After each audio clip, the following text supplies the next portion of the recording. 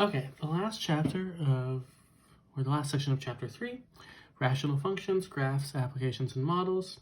So we talked about rational expressions and rational equations in chapter 1, where you take two polynomials and you divide them, so there's some amount of x's in the denominator.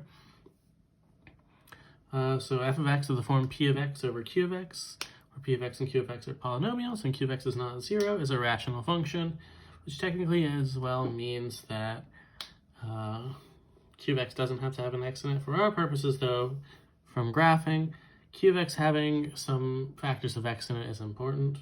The most basic rational function where that's the case is 1 over x. We know what we can't divide by, 0.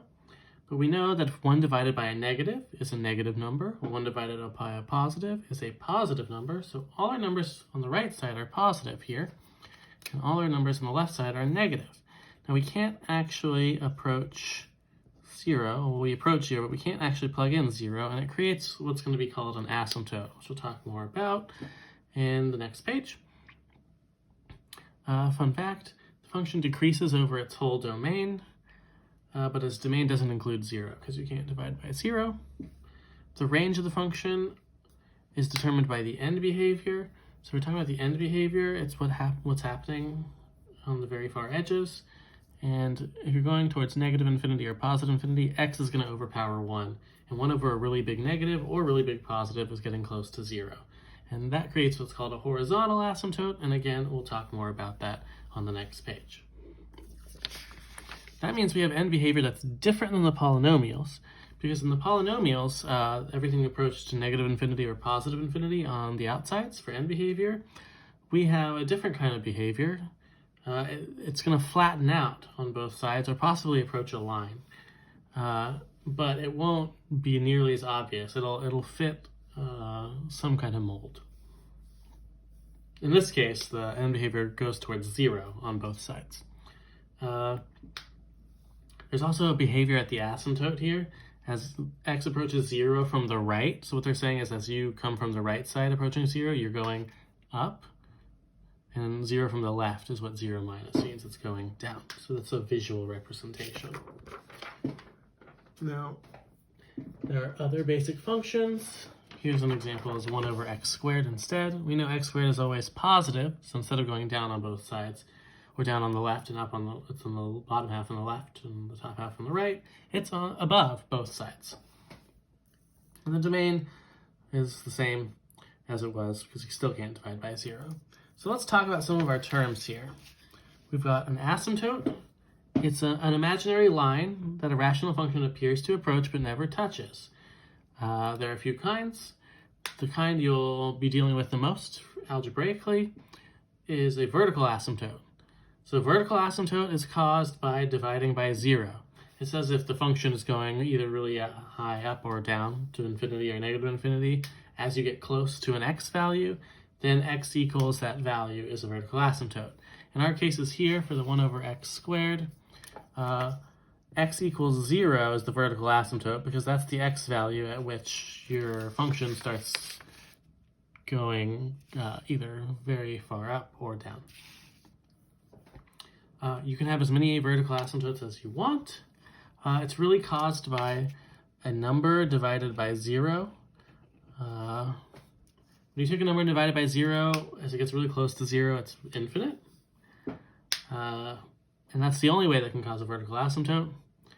Horizontal asymptotes are determined by the end behavior.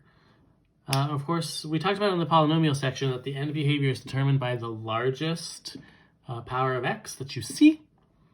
Here we have two different parts of a fraction who are going to both have their largest power of x, and it's kind of going to be a battle to see who is more powerful. When the denominator is more powerful, y will be 0 because the denominator overpowers the numerator. It's like 1 over x squared and 1 over x, where 1 over a really large number gets close to 0.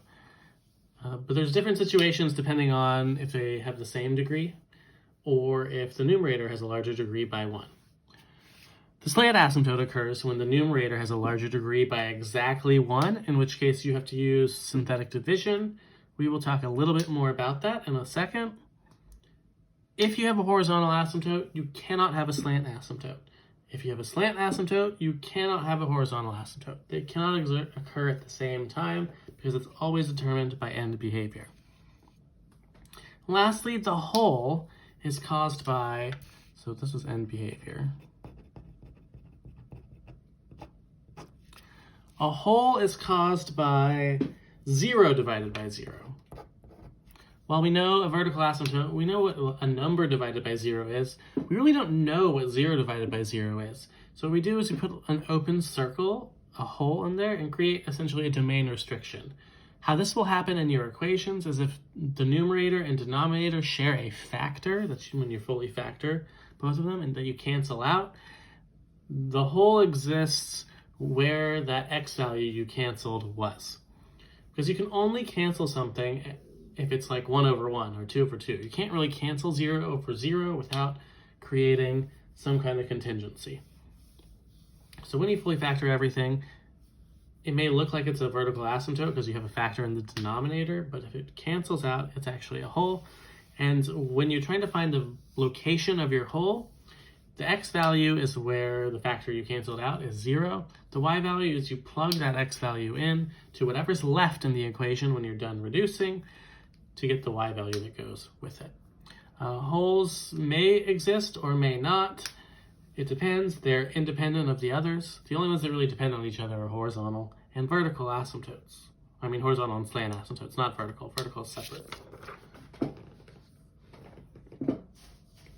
Okay, so generally to find all of these things, for the vertical asymptote, the first thing you should do for all these problems is fully factor and reduce. Anything that doesn't cancel out in the denominator that has a factor with an x, you set it equal to 0. Your asymptotes are x equals that number. So let's start there with problem number 1.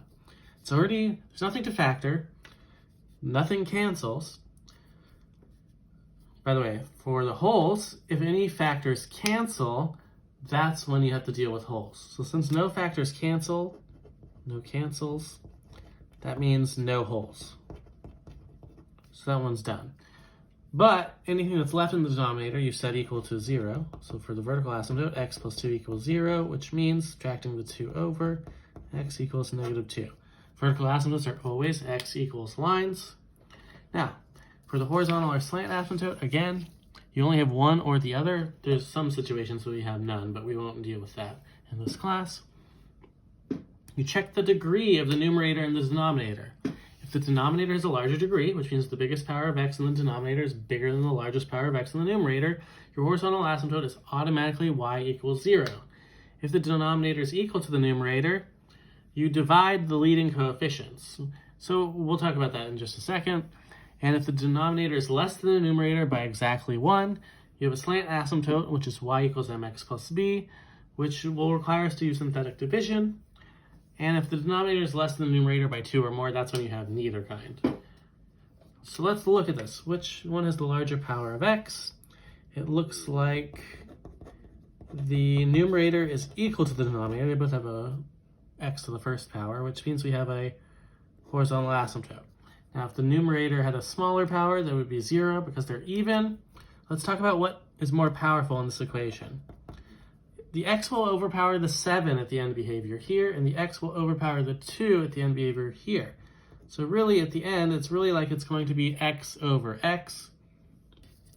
Well, x divided by x reduces to 1, so we have y equals 1.